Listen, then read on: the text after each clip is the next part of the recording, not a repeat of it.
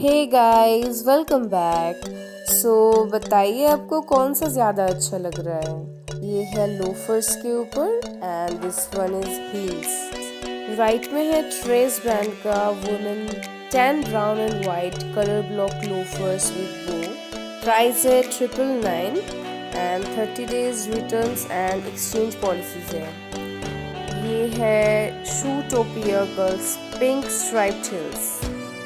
ये synthetic material के ऊपर है and jeans and T shirt के साथ ये बहुत ही अच्छा एक लुक देगा। It's very cute you no.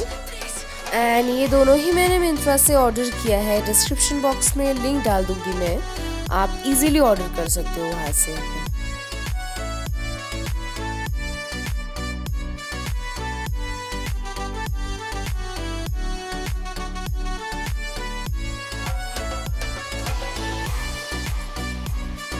मैंने ये दोनों शू ही पहन के देखा है। Trust me, very comfortable to wear. Left hand में जो हील्स है इसमें 15 दिन का return and exchange policy add है and it's also synthetic material.